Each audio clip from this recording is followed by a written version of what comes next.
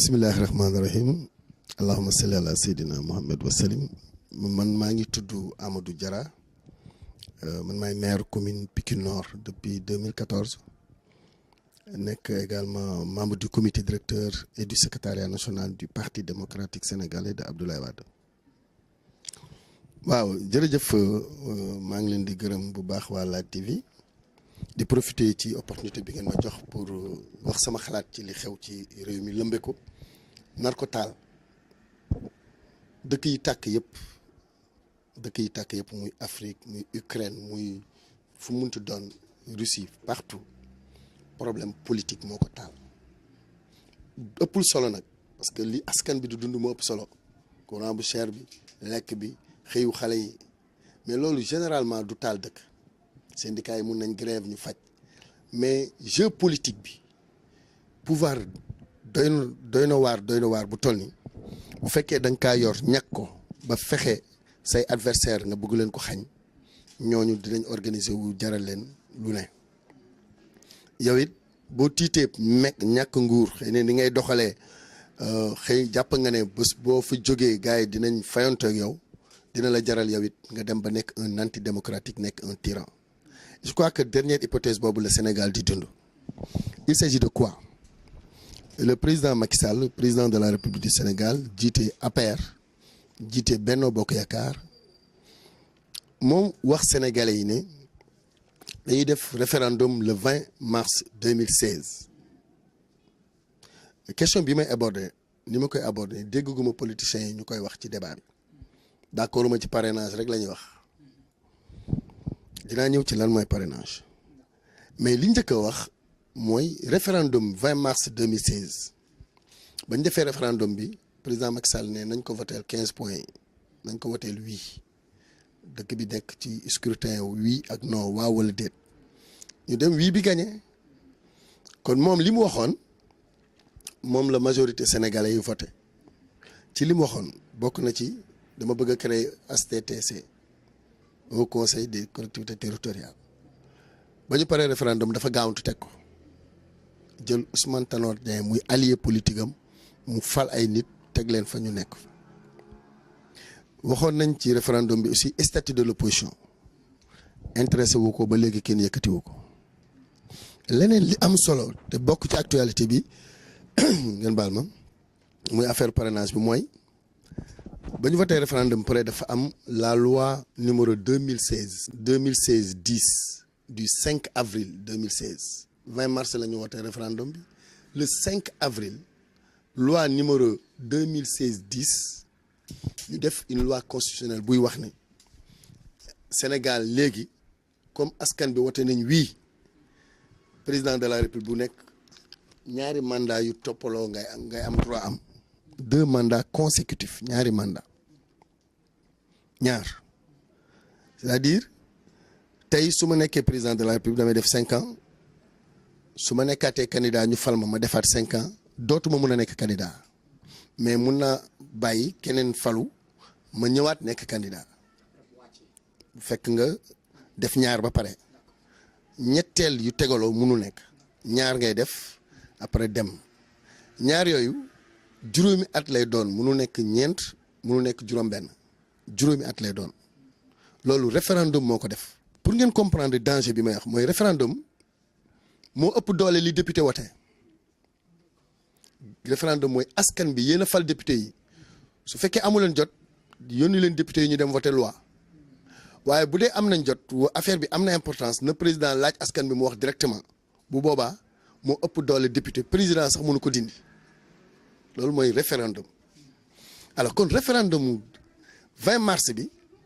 loi constitutionnelle numéro 2016-10 du 5 avril 2016 moo consacré ne la forme républicaine de l'État du Sénégal kenn mënu ko changer ti duñ ko def révision la durée du mandat muy juróomi at kenn mënatu ko changer ti di ko def ñeent wala juróom ñaar wala juróom benn juróom lay doon ba faw kenn mënu ko changer ti le nombre de mandats consécutifs maanaam nga war a jël ñaar ba mu yaa nga dem ne dama koy changer léegi mun naa def ñett wala mun naa def ñeent kenn mënatu ko changer ti ñett yooyu la loi 2016-10 consacré ñu jëlee ko ci référendum bi kon dama lay liiral nan lañ ko bindee. dama lay liiral article 103 alinéa 7 constitution bu bees bi bañ defee référendum ba pare article 103 alinéa 7 constitution bu bees bu mujj bi tiré ci référendum bi dafa wax ne la forme républicaine de l'État benn le mode d'élection ñaar la durée et le nombre de mandats consécutifs du président de la République ne peuvent faire l'objet de révision. La forme républicaine, c'est État du Sénégal, c'est une république laïque. kenn du musa ñëw nga ne léegi dañ koy def royaume fal buur wala yaay kenn du mun a wax léegi day nekk république islamique. Forme républicaine de l'État du Sénégal kenn mënu koo changer politicien bu muntu doon boo faloo loolu doo ko laal.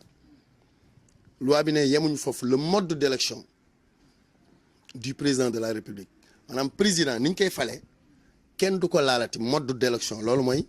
nan ngay nekkee candidat ba nekk candidat élection ba ñu dem élection ba ñu fal la ba nga waat forme boobu mode d'élection kenn du ko changer. durée bi juróomi at la kenn du ko changer nombre de fois yi ngay mën a am mandat consécutif mandat yu tegaloo kenn mënu ko changer ñaar la benn 5 ans ñaar 5 ans. léegi parrainage bi xam nga lan la wax parrainage bi dafa ne mode d'élection pour nekk candidat président de la République dañ koy changer jaratul débat jaratul fi nekk ndax est-ce que parrainage baax na wala déet président Macky Sall laal na mode d'élection pour changer ko kon violé na article 103 alinéa 7 de la constitution. mode d'élection dafa commencer ci dépôt de candidature jour de campagne da ngay def da ngay def dépôt des candidatures validation des candidats par le conseil constitutionnel campagne électorale jour élection proclamation des résultats contentieux maanaam kuy contester nga contester loolu mooy mode élection yi composition boobu la bloc boobu mooy mode bi le mode d'élection du président de la République c'est de la candidature du futur candidat du futur président ba ci jour bi ñu koy fal loolu kenn du ko changer. Parrainage bi changé na mode d'élection bi ndax booy déposer pour nekk candidat constitution bu njëkk bi dafa waxoon ne parti politique yi ñoom na seen parti def congrès tabb seen candidat doy na en dehors de caution bi ñu lay laaj ndax da nga nekk exclusivement de nationalité sénégalaise joxe casier judiciaire extrait numéro 3 ak yooyu mais pour amuloon parrainage maanaam nga dem région bu nekk ñu signé la ne la ñoo la parrainé ñoo la ndey dikkee loolu depuis Senghor Abdou Diouf noonu la nekkee woon parti politique rek mooy dem comme yàgg ñu ne léegi war na am candidature indépendant ñu ne waaw est-ce que affaire politiciens yi kese la war a nekk parti politique yi ñu ne non nañu yaatal géew gi donc constitution Sénégal dafa yaatal géew gi esprit bi mooy élargir le champ pour être candidat de la président de la République élargir le champ moo tax ñu ne en dehors des partis politiques yi war a mun a am seen congrès investir wala coalition investir en dehors de loolu nañu yaatal géew gi boole ci candidature indépendant yi mais comme amuñu parti duñu mun a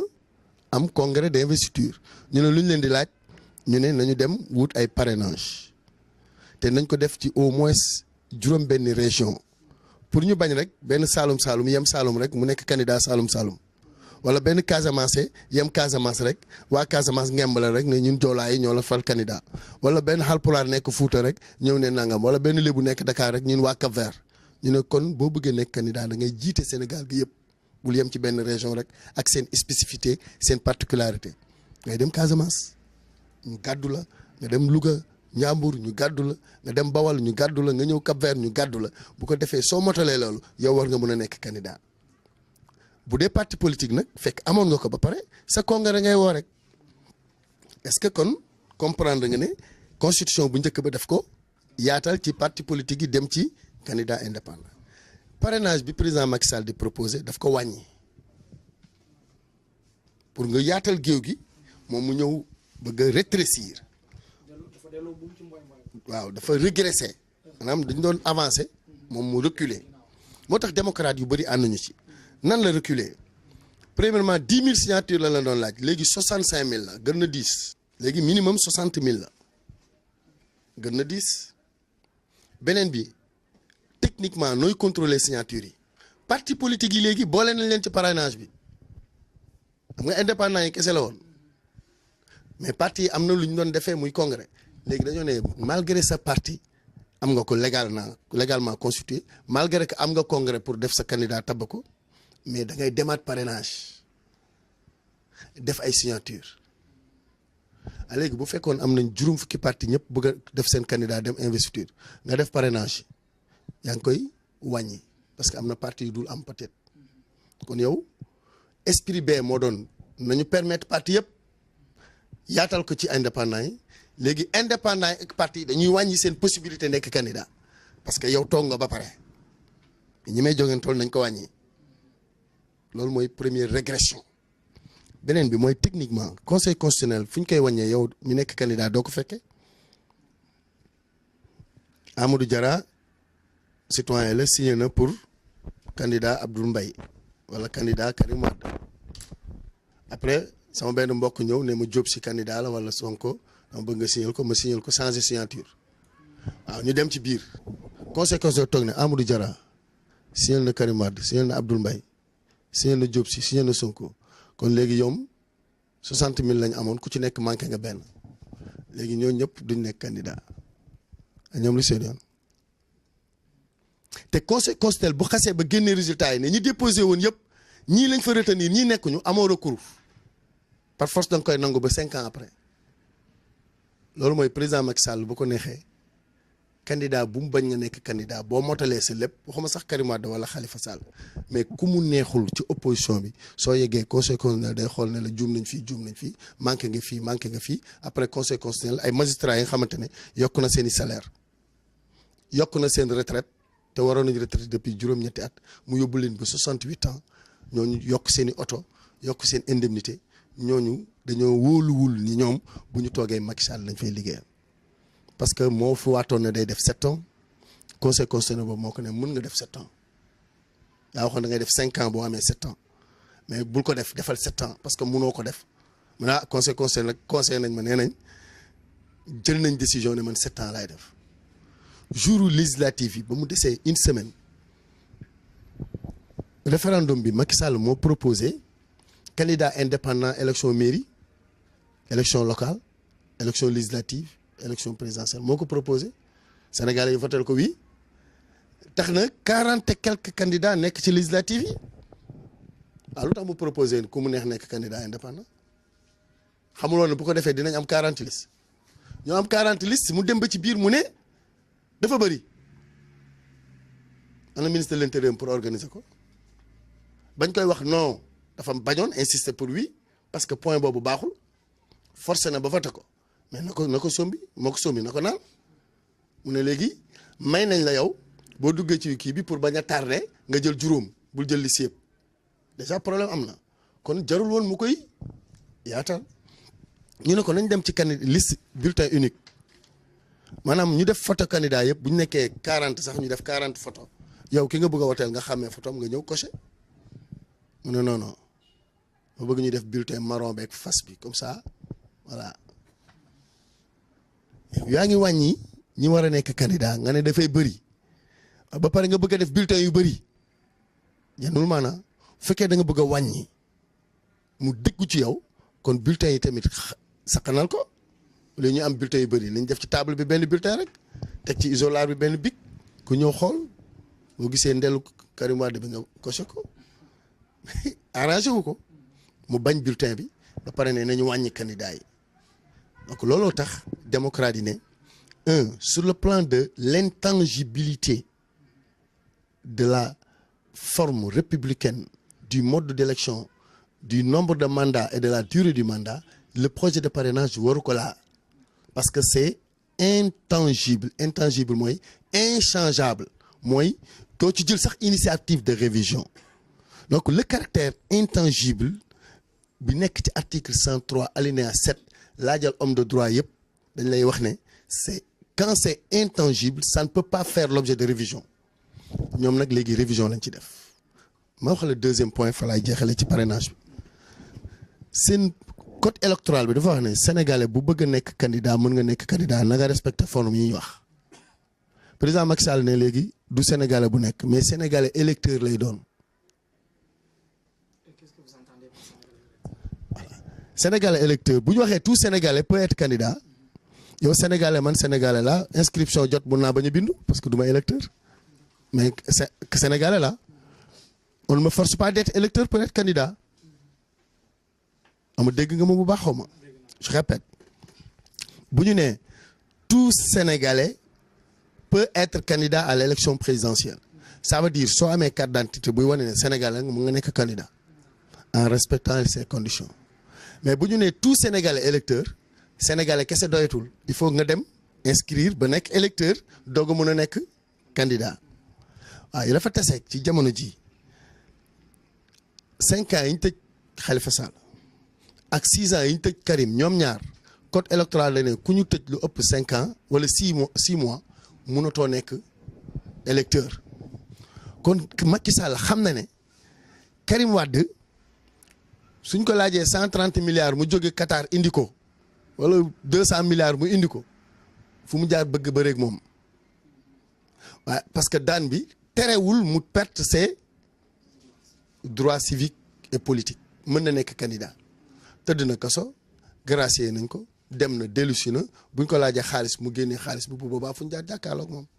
nationalité sénégalaise exclusivement lañ ko wax day jël benn lettre bind ko déposer ko ambassade de France mu jox ko récépissé wane ne renoncé naa sama nationalité française bu ko déposé war na mën a bu joxee caution mën na ko am kon mënuñu ko baare kon fan lañ ko mën a baare code électoral bi interdit di ku ñu tëj ku tëdd 1 an 2 ans 3 ans 6 mois rek boo ko tëddee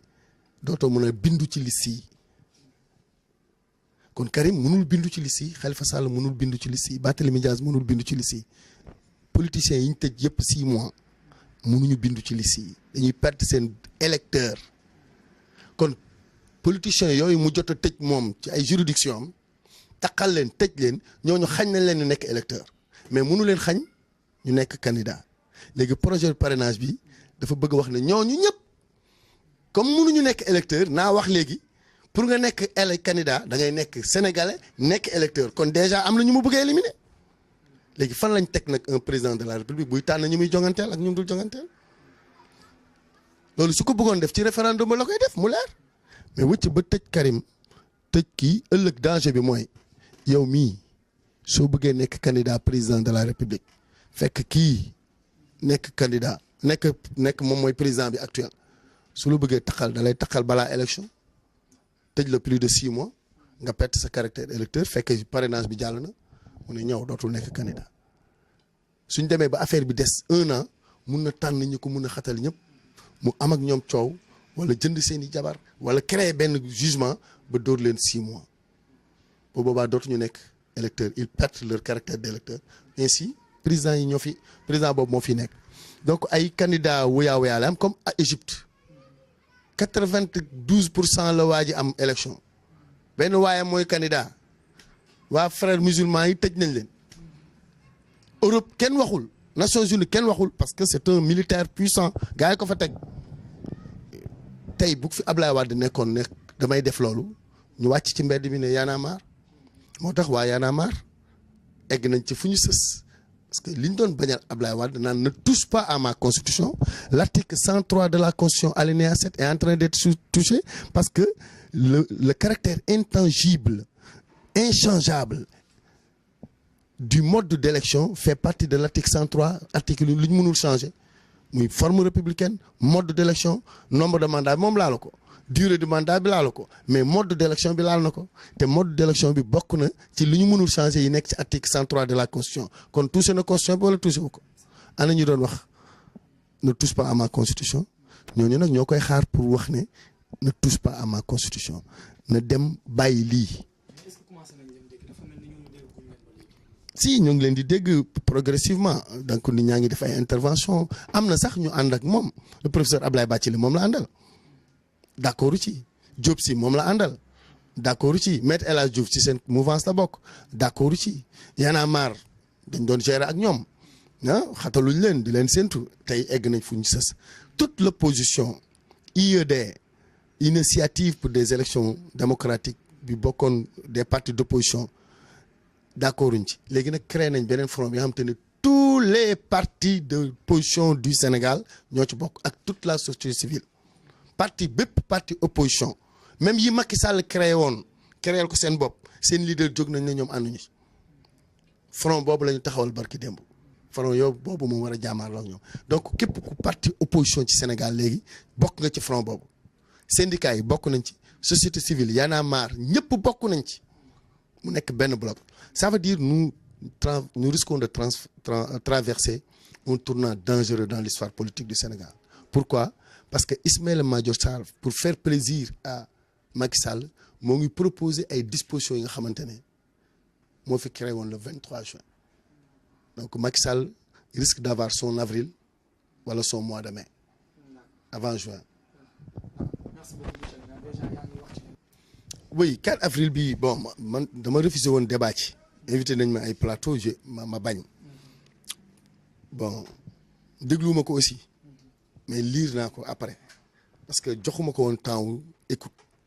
j'ai refusé li tax ma refusé mooy conseil des ministres décentralisé yi ñëw nañ Pikine des fi dig fi 18 milliards yow dëgg Pikine nga dañ waxante dëgg wëral Pikine fii yëpp buñ ma wàññil arène nationale bi parce que boobu 31 milliards la c'est un projet avec les Chinois depuis Ablaye Wade buñ ma ko limal juma bii sax bu la neexee ñu lim ko c'est 1 milliard 200 Stade Alassane Djigo bu ñu taf yëngal bi bu la neexee aussi ñu lim ko donc mun nañ egg peut-être 2 ba 3 milliards mais 18 milliards la ñu proposé pour la région de Dakar ana Pikine wàllam ci 18 milliards bi gisuma ko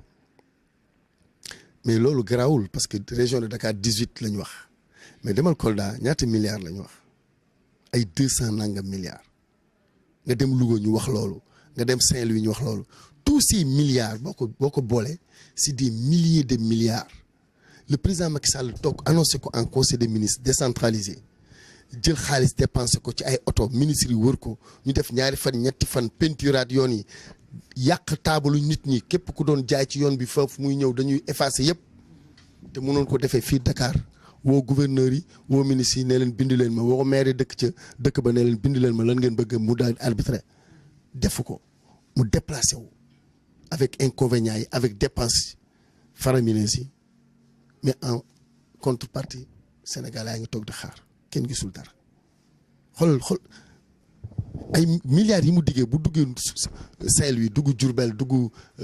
Kolda dugg Sédhiou dugg Casamance mais Sénégalais yi yëg ko mais dara te li ma ci naqari mooy boo toogee ak waa APR ñu ne la am nañu taux de croissance de 7%. xool dëkk bi nu mu méttee les Sénégalais souffrent dans leur chair jàngalekat yi ñoo ngi grève pour des problèmes d'engagement du gouvernement maa waxoon dinaa ko def mais mënu ma ko def voilà si tout va bien pourquoi jàngalekat yi di dem bay affronté wu ay jàngalekat les dépositaires de savoir di ko partager pour nos enfants aujourd'hui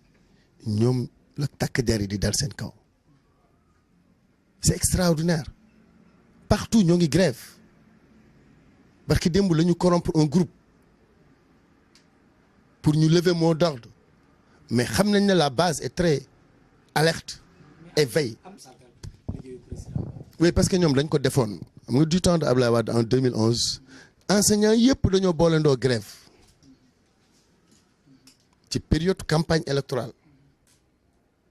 ñoo ngi jëm février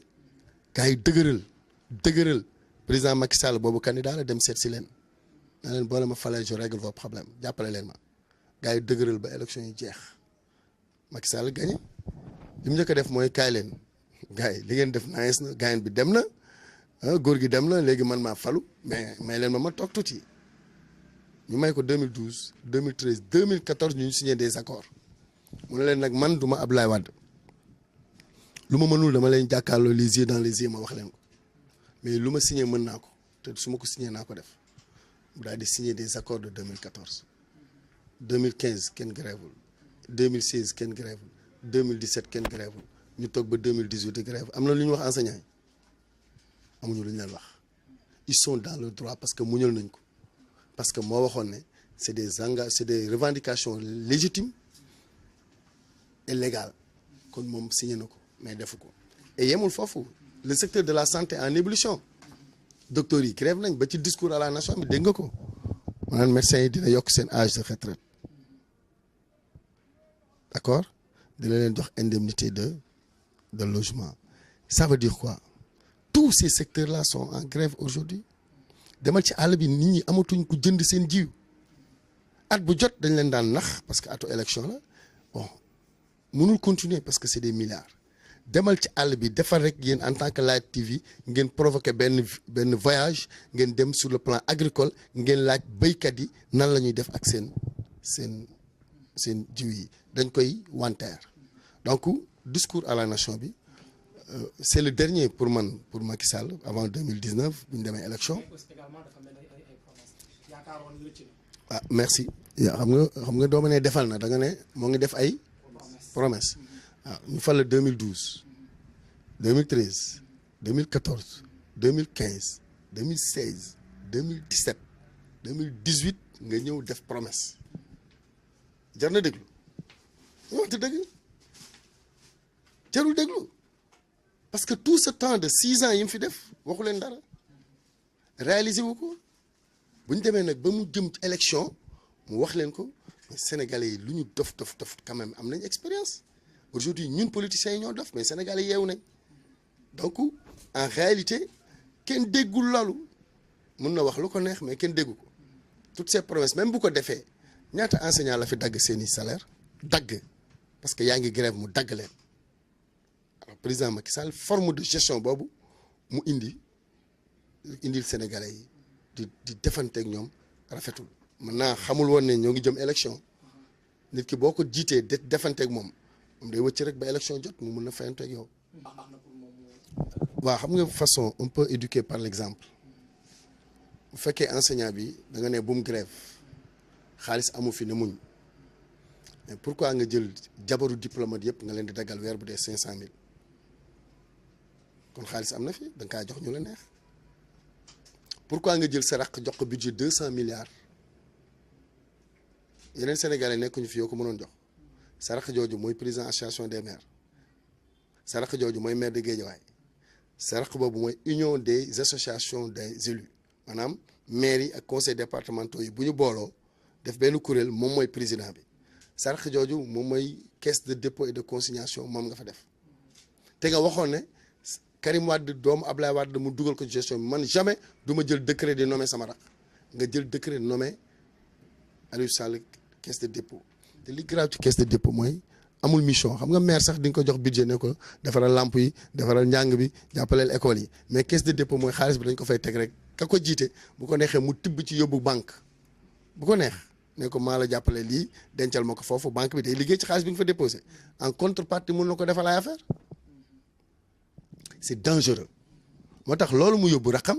am na beneen façon bu mu koy doyee ëllëg candidat bu mel ni Karim Wade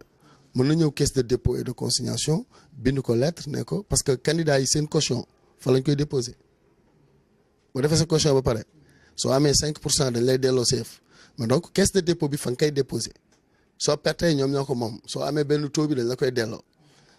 Karim Wade mën na ñëw ñu ne 65 millions mooy dépôt candidature dépôt caisse de caution mu ne ko gaañ fay goo sa bor bi ñu la doon toppee de li nga def nii yóbbuma ko ci dépôt candidat bi fayeku naa ko ci bor bee dama la jox quitus kon yow amagoo dépôt caution pour élection ñu bëri jàpp nañ ne foofu la koy doyee donc en gros su ma la bëggee expliquer li ma la bëgg wax mooy moom en fait jëlul ay décisions en faveur de l'avancement de la démocratie jëlul ay décisions en faveur de donner un exemple pour enseignants yi mun ko topp dafa jël ay décisions defante parce que tey bu ma la nee da ngeen di noppi bañ a grève ba pare gis ne li fi am defuma ko ci politique. Au conseil des collectivités territoriales 7 milliards de budget Sénat 7 milliards la woon peuple bi jóg ne nañ ko tas mu ne ok nañ ko tas ñu dem référendum mu ne nañu créer au conseil ñu créer au conseil mu jox ko budget 7 milliards kon Sénat ñëwaan na bii dafa tudd Mamadou bii tudd Modou mais Modou ak Mamadou benn la naxete boobu ñuy def sénégalais yi Ousmane Tanor Dieng caisse noire 50 millions la am par weer moom Moustapha Niasse comme ab assemblée nationale ña fay nekk yëpp ñu leen di fay plus de 2 millions ñaata membre kon Sénat ñëwaatul nga ne xaalis amul ba engagement yi ma jëloon ci enseignants yi mënuma ko def ba pare nga leen yaru leen c'est pas sérieux ArcelorMittal ñaata dossier la c'est le scandale du siècle 2000 et quelques milliards la ñu daan ArcelorMittal pour mu fay ko gouvernement du Sénégal dégg lu baax li ma la wax 2000 maanaam mun na am lu toll ñetti terre bi Macky Sall di wax lu toll ñettam ArcelorMittal mun na ko fay Sénégal moom Macky Sall mu falu ñooñu woo ko ne ko mag Ablaye dañ doon defante dem nañ tribunal de Paris daan nañ ñu mais dama bëgg ñu waxtaan Macky Sall d'accord ne nañ ma jox 75 milliards ma sëgg yi des 2000 ba 75 su ma fàttewul calcul lu tolloog 1925 milliards naaw na lu waroon dugg ci Sénégal enseignants yi soxla ko nga amee leen bor jàngalekat yi muy étudiants yi muy béykat yi muy santé bi lii rek fajoon na soxla Sénégal yi yaa ngi def PSE di wuti 3000 milliards procès bii am nga ci 2000 milliards nga nangu 75 milliards ñu wax ko agent judiciaire de l'État pour mu dem signer accord yi mu bañ ñu wàccee ko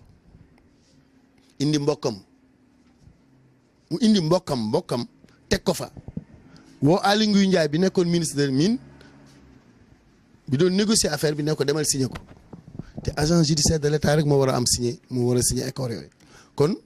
Aly Ngouille Ndiaye lan moo ko may mu dem signer loolu te ministre waru ko signer moo tax Aly Ngouille Ndiaye am doole ci wetu Macky moo tax mu jox ko ministre de l'intérieur pour mu fexe ba kenn du yëngatu ngir ñu yàgg fi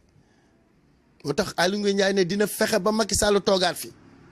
parce que xam nañ bu ñu fi jógee kii njëkk a ñëw dina ne 1925 milliards yi entre Macky Sall Aly Ngouille Ndiaye ak ArcelorMittal fan la nekk kooku bakkan la ci teg dégg naa Aly Ngouille Ndiaye dafa wax ne dee moo gën a sedd wàcc Macky Sall daanu dee moo gën a sedd ci moom Macky Sall daanu sénégalais yi nag tey dee moo leen jaral parrainage bi jàll su parrainage bi jàllul ñu dem élection libre et démocratique su gañee yeneen candidats yi mu jël mais Khalifa Sall mi mu tëj nii barki démb du dëgg du yoon Karim Wade mi mu exilé nangu passeport am duñ ko jox sauf-conduit pour mu dëkkaat ci diwaat ci dëkk bi te banque mondiale démontré ne xaalis bi ñuy toppee Karim Wade naan Bourgi moo ko moom ak ñoom jaase ñoo ko moom ak ce n'est pas vrai parce que ñooñu jël nañ seen avocat topp ko bitim réew wane seen i këyit yu wane ne ñoo moom seen alal mais créé bi Macky Sall créé nee na loolu Karim Wade ko moom ci nii rek dafa mel ni nga am sa caméra jënd sa projecteur jënd sa lépp ñu jox la reçu parce que gaa yi nu Pape Sidi bi nga wala gaa yi nu buuba nga ëllëg keneen falu ñëw ne seen xaalis la ñoo tax ñu yow lañ dénk nga jënd affaire yi nga génnee xaalis génnee preuve yi ñu ne la yi c'est des faux notaire bi ko defoon ñu ne ko li nga def baaxul oto lan mooy preuve oto kayitu oto bi du carte grise yi bu ñu ci defee Bourgi bii ba Bourgi mu ne maa moom oto bi nga ne ko Karim Wade moo ko moom te carte grise bi turu Karim Wade nekk ci fan nga ko teg maa yor nguur gi nga boole loolu yëpp ne 138 milliards la na ko Karim Wade fay banque mondiale nag nee na liñ ci woole ci 138 milliards ne Bourgi moo ko moom ce n'est pas vrai loolu dañ ko ciy génnee et pourtant ba tey nguuru Sénégal moo ngi koy topp loolu ñu dem Paris daan leen ne leen xaalis bi ngeen di topp Karim ak bien mi jugement CREI bi valableul parce que c'est une juridiction d'exception doo leen fi laal dara alalam indi leen atte leen ko ci yoon ci tribunaux yu normal mais renversement des preuves décharge de preuve yi ngeen def jël benn nit jox ko 1 mois ne ko jékki-jékki ne récépissé léegi day voté carte d'identité la ñu waxoon mooy voté ak carte électeur mu jékki-jékki ne boo la demee ci sous-préfet mu signé leen xaw ma certificat de lan di nga dem voté defar ci ay milliers bombardé ko biir Dakar ak Plateau ak Pikine pour gagner 6 ak 7 députés muy 12 opposition bi tey am 20 bu amoon 12 yooyu du 32 ak répercussion bi muy am ci liste nationale kon du am majorité il muy def lu ko neex Touba mu xam ne ipso facto dañ koy gagner mu saboté élection yi ba nombre de voix yi faroon génn pour que même bu pertee 5 députés Touba yi nombre d'électeurs yi voté Touba contre moom day mayaat opposition bi ci liste nationale lu mu bon 2 députés wala benn mu yàq élection yi nañ ma gagné foofu mais bu fa voté bi bëri ces techniques là Abdoulaye Daouda Diallo géré ko mu pare félicité ko jox ko beneen ministère indi Aly Ngouille Ndiaye ki nga xam te ne nee na dee moo ko gënal Macky Sall wàcc que lépp lu muy def mooy képp kuy woteel Macky Sall dina fexe nga jot sa carte électeur après sénégalais yi toog ni kan mooy Macky Sall devant Abdoulaye Wade mi ko yar wane la ko àdduna wane la ko Sénégal jàppale ko teg ko fi ñu defanteeg Abdoulaye Wade Macky Sall di defanteeg ñun dafa jot nit ñi jóg fépp ne ko nag du nii trop c'est trop